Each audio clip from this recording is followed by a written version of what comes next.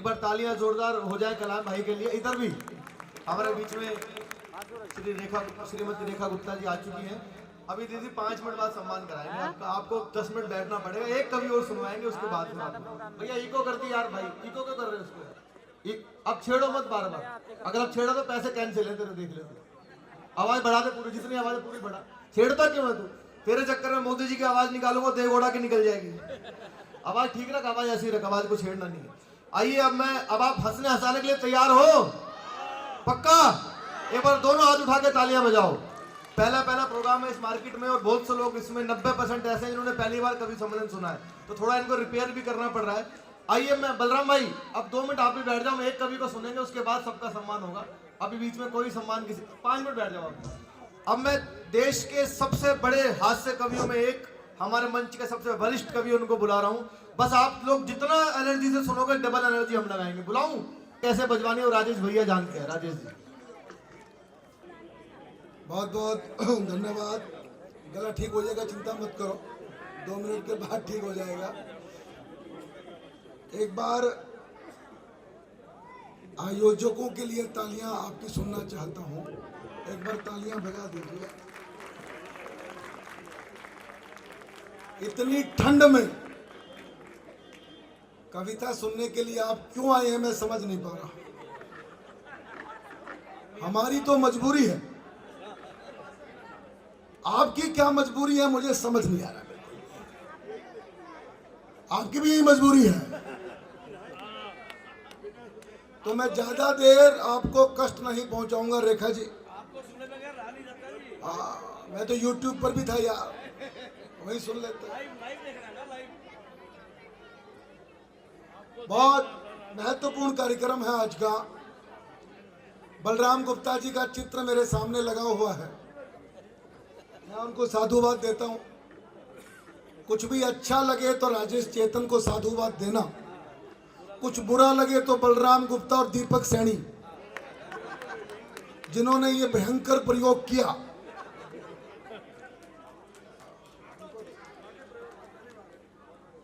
मैं कविता सुनाता हूं। पहली बार आए हैं, आगे से नहीं आओगे। इस योग की हम छोड़ेंगे नहीं, आप अगली बार आओ। सुना है मेरे भी सामने संजय भैया बैठे हैं, संजय सिंगल साहब, ये भी आज फंस गए हैं। और साथ में गलती है कि समधी को भी साथ लाए, सुरेश जी को। तो आज तो जो कुछ होगा देखी जाएगी। एक ही बात कहता हूं, 500 साल ना जाने कितनी पीढ़ियां निकल गई, पर यहां जो बैठे हैं शालीमार बाग में, आप लोग अपने भाग्य पर ताली बजा लो कि आपकी आंखों के सामने राम मंदिर बन रहा है। इस इंतजार में कितनी आंखें बुझ गई, यह अवसर नहीं मिला। मेरा मन तो था कि मैं अयोध्या में रहता, पर मैं इतना बड़ा कद का व्यक्ति नहीं हूं। जब रेखा जी सामने बैठी है तो मुझे कौन पूछ रहा है? तो मुझे तो अच्छा हुआ शालीमार बाग वालों ने बुला लिया जय किशन जी, नहीं तो आज घर में टीवी के सामने बैठकर अयोध्या वालों को देखता। इसलिए मुझे तो ये शालीमार बाग ये लग रहा है कि अयोध्या का लता मंगेशकर चौक ही है, जहां आप लोग बैठकर कविता सुन रहे हैं। मंच के सब मित्रों को प्रणाम करता हूं। 4 लाइनों से शुरू करता हूं। ये मंदिर नहीं जागरण देश का है। सुनना, ये मंदिर नहीं जागरण देश का है। कविता खामोशी से सुनने की चीज नहीं, बोलना पड़ता। वाह भाई साहब क्या कह दिया, वाह वाह वाह वाह भाई साहब क्या कह दिया, वाह। इससे आपको तो ठंड कम लगेगी और मेरा उत्साह बढ़ जाएगा। बोल के तो देखो, फिर शुरू करता हूं। देखो, ये केजरीवाल बनने की भी जरूरत नहीं, जब ईडी का सम्मान आए तभी बोलना, पहले नहीं बोलना। केजरीवाल मेरे गांव का, भिवानी का। जहां जहां मैंने बताया मैं केजरीवाल के गांव का, उन लोगों ने मुझे कूटा। ये दीपक सैनी तो बेकार केजरीवाल की बात करते हैं, उसको अधिकार ही नहीं। केजरीवाल के असली वारिस हम, हमारे गांव का भाई, ये रेखा जी के भी गांव के हैं। ये मंदिर नहीं जागरण देश का है। ये मंदिर नहीं व्याकरण देश का है। और चौथी पंक्ति आप तक सूचित करना मुझे, ये मंदिर नहीं जागरण देश का है, ये मंदिर नहीं व्याकरण देश का है, सदी 5 का है ये संघर्ष अपना, सच में ही ये अंतःकरण देश का है। वाह वाह भैया वाह, क्या बात, सच में ही वाह वाह। करण देश का सारा हिंदुस्तान लगा पड़ा राम में। मैं भी कार सेवक था। मैं बताना चाहता हूं संजय भैया, मेरे पिताजी संघ के कार्यकर्ता, दोनों में युद्ध हुआ, कार सेवा में कौन जाएगा। हमारे संघ में जब युद्ध होता है तो कोई अधिकारी आता है फैसला करवाने के लिए। एक अधिकारी आ गए, उन्होंने कहा था कि पिताजी कार सेवा में जाएंगे और बेटा गंगा जमुना एक्सप्रेस जो भिवानी से अयोध्या जाया करती, उसके कोऑर्डिनेटर रहेंगे, संयोजक रहेंगे। पहले दिन दुनिया भर के कार सेवक आए, हमने तिलक किया, भोजन दिया, विदाई की। तो जो स्टेशन मास्टर था वो भी राम भक्त था, वो मेरे पास आया, बोले ऐसा करो राजेश जी, बड़े कष्ट में आप लोग, ये झंडी भी आप ही ले लो। जब ट्रेन भर जाए तब झंडी दिखा देना, हम चल देंगे और कोई चिंता मत करो। तो ये राम भक्ति की वजह से मंदिर बन रहा है, इसलिए तालियां राम भक्तों के लिए बजा। मुझे 5 मिनट का समय दिया, एक कविता सुनाता हूं। गला खराब है उसको सहन करना। राम वो शब्द है जो जन्म से लेके मृत्यु तक हमारे साथ चलता है।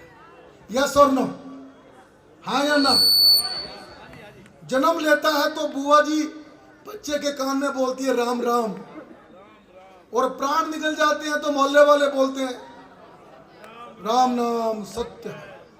मैंने कहा जय किशन जी क्या फायदा, जो बोलना हो जिंदा जी बोलो ना, बाद में तो सुनता ही कहाँ। तो सुबह जब मॉर्निंग वॉक के लिए निकलो तो रास्ते में जो मिल जाए, भाई साहब राम नाम सत्य है, फिर दूसरे को बोलना राम नाम सत्य है, तीसरे को बोलने के लायक। सांप ने 4.5 फुट का सरदार कभी नहीं देखा होगा। आज देख लो भाई,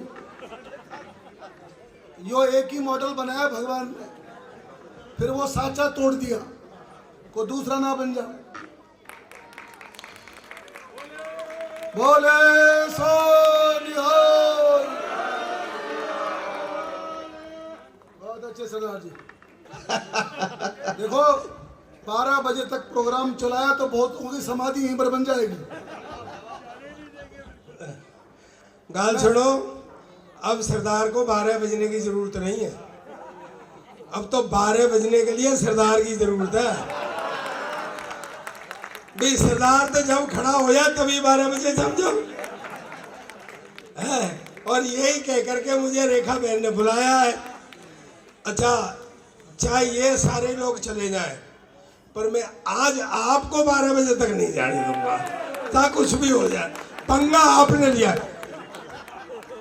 आदेश जी कहाँ है? अरे बैठ जा, मेरा लगे भाई, शुरू हो गया यार, ये कोई लोकसभा फंस गया आगे यार। मैंने तो जवाब इसलिए दिया है, वो हरेक को अब मनमोहन सिंह समझ रहे हैं।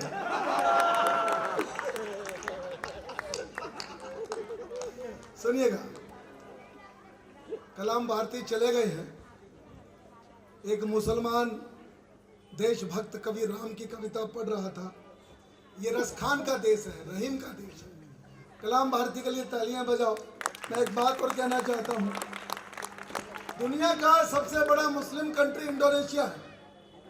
जितने मुसलमान इंडोनेशिया में उतने कहीं भी नहीं है। और ये दीपक सैनी लक्ष्मण का रोल रामलीला में करता है। मैं इसको बताना चाहता हूँ, जितनी रामलीलाएं संजय भैया इंडोनेशिया में होती है, सारे भारत में मिलाकर भी उतनी रामलीलाएं नहीं होती। बलराम गुप्ता जी, उनसे पूछा कि तुम तो हंसराज रलन साहब सोनोटेक कंपनी के चेयरमैन आए हैं, कैमरा उनका। आइए सर, आइए आइए। केजरीवाल के बाद दूसरा महत्वपूर्ण आदमी भिवानी का हंसराज लल्लन है।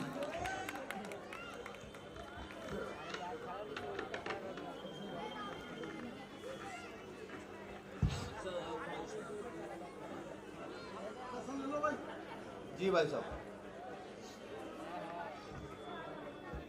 मैं बता रहा था कि दुनिया में जितनी रामलीला इंडोनेशिया में होती है, दिल्ली में भी नहीं होती है। वाह। अखबार वाले गए, जाके पूछा, तुम तो मुसलमान हो, तुम रामलीला क्यों करते हो? इंडोनेशिया के मुसलमान ने जो उत्तर दिया, एक बार आपकी तालियां सुनना चाहता हूं उनके लिए, पहले सुन लो। उनसे पूछा, तुम मुसलमान हो, रामलीला क्यों करते हो? उत्तर मिला, हमने धर्म बदला है, पुरखे नहीं बदले। क्या बात है, वाह वाह वाह।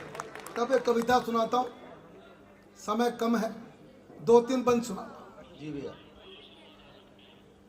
माता पिता की आज्ञा का तो केवल एक बहाना था। आहा। आज सुबह से ये कविता हर टीवी चैनल पर 15-15, 20-20 बार संत लोग सुना चुके हैं। मेरे को फोन आ रहे हैं, आपकी कविता हो रही है। तो मैंने कहा कविता वो होती है जो समाज स्वीकार कर ले। माता पिता की आज्ञा का तो केवल एक बहाना था, मातृभूमि की रक्षा करने प्रभु को वन में जाना। तो किसने गंगा तट पर जाकर केवट का सम्मान किया? आरक्षण के नाम पर भारत को आग लगाई हमने। हरियाणा फूका, पंजाब फूका, राजस्थान फूका। राम का आरक्षण क्या था मैं बताता हूं। किसने गंगा तट पर जाकर केवट का सम्मान किया? ओ निषाद को किसने अपनी मैत्री का वरदान दिया? गिद्धराज को प्रेम प्यार से किसने गले लगाया था? भिलनी के बेरों को किसने भक्ति भाव से खाया था? वनवासी और दलित जनों पर अपना प्यार लुटाना था। माता पिता की आज्ञा का तो केवल हाय हाय, वाह वाह वाह, क्या बात। अगर प्यार करना है तुमको, राम सिया सा प्यार करो। लोग कहते हैं ताजमहल मोहब्बत की निशानी है। मैंने कहा इसमें से मोहब्बत को अलग करो, केवल निशानी है। अगर ताजमहल मोहब्बत की निशानी होती या होता तो शाहजहां मुमताज के मरने के बाद 3 शादियां कभी नहीं करता। मोहब्बत की कोई निशानी है तो राम सेतु है। हमारे प्रभु राम ने सीता जी की याद में समुद्र के सीने पर पुल बना दिया, मोहब्बत की निशानी। अगर प्यार करना है तुमको, राम सिया सा प्यार करो। वनवासी हो गई पिया संग सीता सा व्यवहार करो। जंगल जंगल राम भटकते, सीता को किसने देखा? अश्रुधार नैनों से बरसे, विधि का ये कैसा लेखा? राम सिया का जीवन ही तो प्यार भरा नजराना था। माता पिता की आज्ञा का तो केवल एक। तालियां बजा दीजिए, आखिरी का बंद सुना। सब कवियों की ओर से बोल दो, आखिरी का बंद सुनिएगा। वाल्मीकि रत्नाकर होते, रामायण न कह पाते। तुलसी पत्नी भक्ति में ही। जो आदमी रात के अंधेरे में सांप को रस्सी समझकर पत्नी से मिलने जाता है, सुरेश जी, उससे बड़ा पत्नी भक्त कौन होगा? मैं कहा करता हूं, पत्नी अच्छी मिल जाए घर स्वर्ग हो जाए, पत्नी खराब मिल जाए तो आदमी तुलसीदास हो जाए। भगवान से प्रार्थना करो खराब ही मिल जाए। तुलसीदास नहीं तो राजेश चेतन तो कम से कम यार बने जाओ। हाय हाय।